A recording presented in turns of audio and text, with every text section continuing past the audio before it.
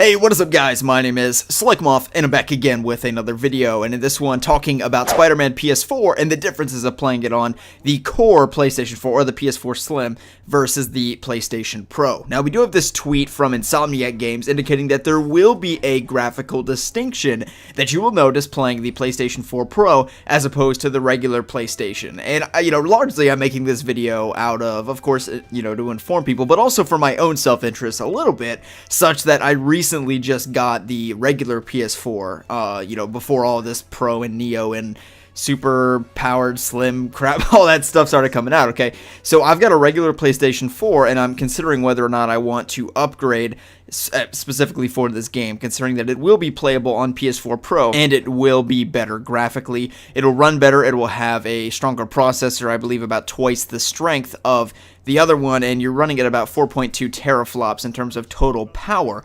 With that being said, you cannot play Spider-Man PS4 or any other PlayStation 4 game natively in 4K resolution, considering that 4 teraflops is not all that much relative to the Xbox Scorpio, for example, which can run games in native 4K. So keep in mind, if you have a 4K TV, you are going to be playing upscaled, phony 4K, really, if you want to think about it in that sense. But it will look much better, of course. But I'm sort of considering that you don't have a 4K TV, as most of us do not, and you're just simply looking for on your TV, should I buy a PS4 Pro just for Spider-Man PS4?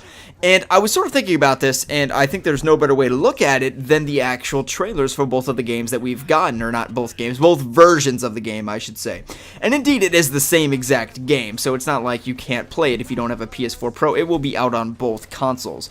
With that being said, we have in-engine trailer gameplay, and again, it is in the form of a trailer, but it is in-engine gameplay. So the Spider-Man PS4 launch trailer was filmed on the original core PlayStation 4. I believe there's even a subtext before the trailer starts that indicates that. Furthermore, the PS4 Pro recently had about 30 seconds of environment gameplay that we did get to see. It is entirely in-engine, so none of it is CGI. This is what we're going to be seeing in the game itself. Of course, it's not gameplay per se, because it's not like third person over, Spidey's shoulder or anything like that. So in that sense, it's not gameplay, but it is going to be comparable to what we're going to see in the game from a graphical standpoint. So what we're looking at here is the original Spider-Man PS4 trailer transposed or side to side to the actual trailer from the PS4 Pro footage. It's about 30 seconds long. And you will definitely notice, I'll try to get a street shot up for you here, you'll notice that there is a distinction to be made in terms of the graphical quality.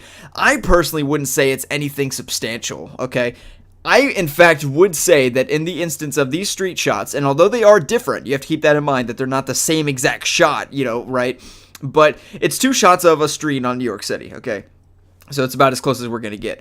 You will notice, in my view, the actual PS4 original trailer that is recorded on the current PlayStation 4 looks better on this shot in particular. And I would like to straighten something out. I mean, first of all, we know as a matter of fact that the game is not going to look better on the original PS4 as opposed to the PS4 Pro. I mean, you have a higher teraflop count, you have essentially more processing power, and all of the specs are either the same or improved on the PS4 Pro. So it's illogical to deduce that the game is going to look anything less than on par with the current PlayStation 4 Pro or the PS Slim. With that being said, you can see this shot, and here's an image. We'll zoom in a little bit on some of the people in the background of this shot, right behind the Spring Street sign, and it really doesn't look all that astounding, okay? So it's not like we're playing on a PC here. As I mentioned, it is 4 teraflops. It's more than the original PlayStation 4, but if you're valuing that you need to buy this, you already have the PS4 Pro, it's like, oh, damn, I just got mine in the mail last month, but I just need this for Spider-Man PS4.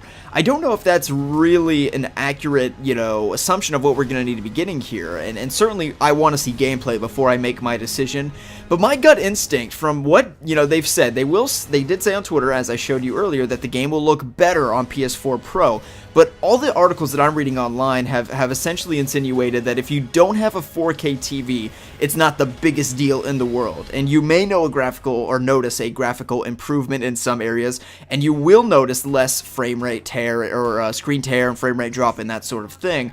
it may not be worth the $500. And I think in my particular instance, it may be simply because I am a YouTuber for the game and I'll be uploading videos for it, pretty much every day, and you want to have the best quality that you can get. But, I'm over here still on the old Elgato capture card from like 2009 recording, and nobody's noticed that yet, so at least I don't think so. I've never gotten a comment on it.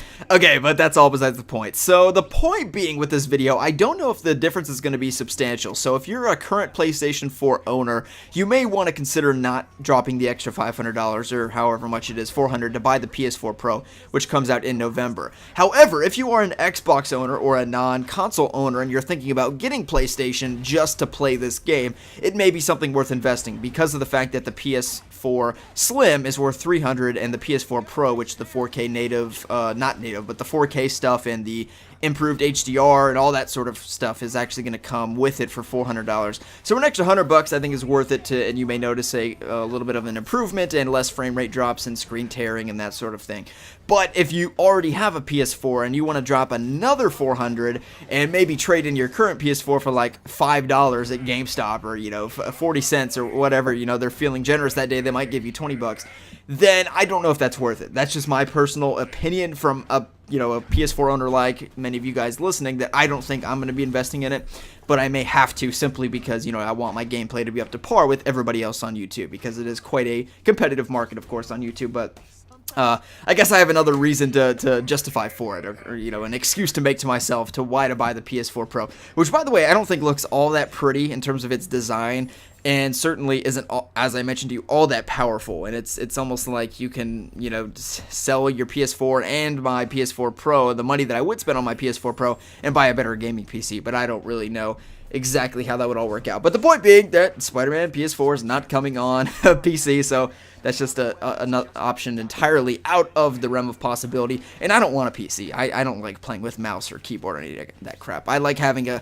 controller in my hand, and I also like playing superhero video games on their respective consoles, and Spider-Man PS4 is no exception for that. So anyway, guys, I hope you all have enjoyed the video, and if you did, feel free to give it a thumbs up. Unfortunately, we are still quite a bit away from Spider-Man PS4. Insomniac has been tweeting, and they're not intent on having a gameplay demo out anytime soon, like in the last bit of this year or anything like that. But I am hopeful for a gameplay demo next year, if not the full release of the game, and to have some more information about the story and stuff to roll out for you guys. And if you want all of the news, information, speculation, and details for Spider-Man PS4, be sure to subscribe. And once again, like the video if you enjoyed. My name is Slickball. Follow me on Twitter, and that's about it. We'll see you in the next one.